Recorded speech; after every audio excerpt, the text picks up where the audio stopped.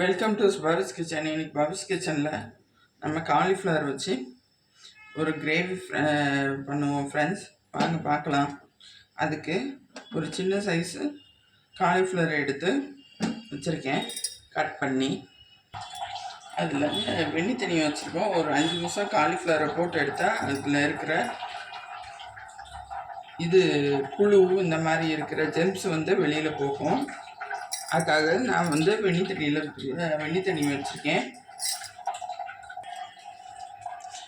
அதுக்கு முன்னாடி நம்ம அரைக்கிறத அரைச்சிடலாம்.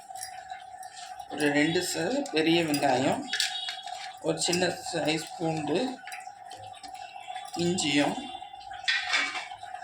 அதில் நான் எல்லாம் சேர்த்து அரைச்ச மல்லித்தூள், மஞ்சத்தூள், தனி மிளகாய் பொடி, சீரகப்பொடி எல்லாம் சேர்ந்து, மிளகு எல்லாம் சேர்ந்து அரைச்ச பொடியை 1.5 ஸ்பூன் போட்டிருக்கேன். அதை சேர்த்து அரைச்சேன். தண்ணி சேர்க்காமல் அரைக்கணும். நல்லா அரைச்சாச்சு. இப்போ தண்ணி கொதிச்சிருச்சு. என்னன்னு பார்க்கலாம். இப்போ ஒன்று ஒன்றா அடுப்பு ஆஃப் பண்ணிவிட்டு போட்டுருவோம்.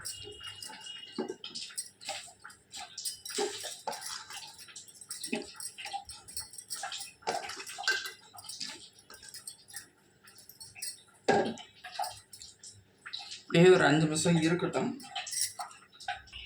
5 நிமிஷம் ஆகிட்டு இப்போ தட்டுக்கு ட்ரான்ஸ்ஃபர் பண்ணிக்கலாம்.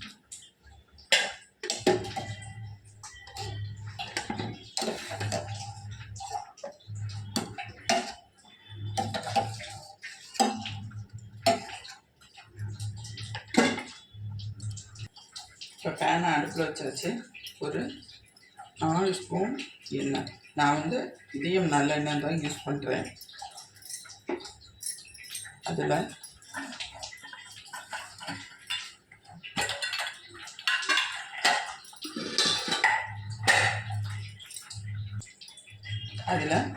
எண்ணெய் காஞ்சிருச்சு. அதில் ஒரு துண்டு பட்டை,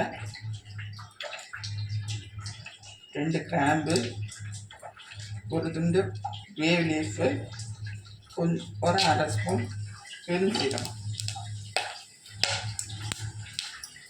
இதில்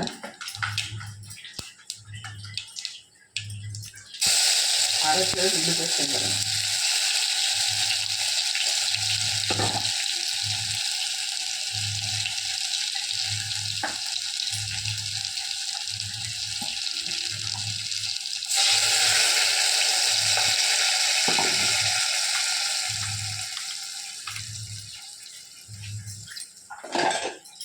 இதை ஆனில் வச்சுட்டு நல்ல பச்சை வாசனை போக கொதிக்க விடணும்.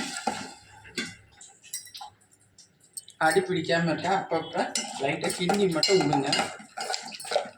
இப்போ தான் கொதிக்க ஆரம்பிச்சிருக்கு. இதில் கல்லுப்பு 1 ஸ்பூன் போடுவோம்.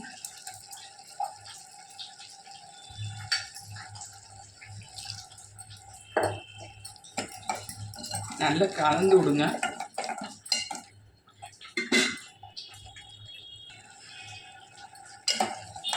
நல்ல பச்சை வாசனை ஓரளவுக்கு போயிடுச்சு. இந்த ஸ்டேஜில் தக்காளியை சேர்த்தணும்.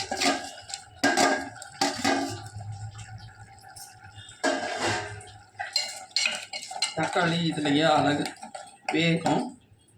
இதோட காலிஃப்ளவர் சேர்த்துடும்.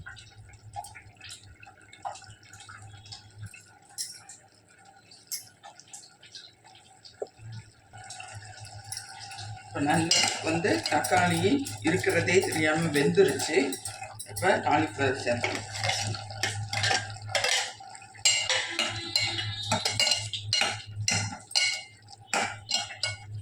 வெந்துருச்சு. இதில் காலிஃப்ளவர் நல்லா வேகிறதுக்காக தண்ணி சேர்த்துறேன். 1/2 டம்ளர் தண்ணி சேர்த்துட்டேன். நான் மூடி போட்டுருக்கோம். நல்லா வேக ஆரம்பிச்சிருச்சு. நீங்கள் பாருங்கள். இப்போ அப்பப்போ கிண்டி விடணும். அதுதான் எடுப்பேன். Cauliflower gravy ready. நல்லா திக்காக இருக்குது. இதை பவுலுக்கு ட்ரான்ஸ்ஃபர் பண்ணிவிட்டு காட்டுறேன். Cauliflower gravy ready.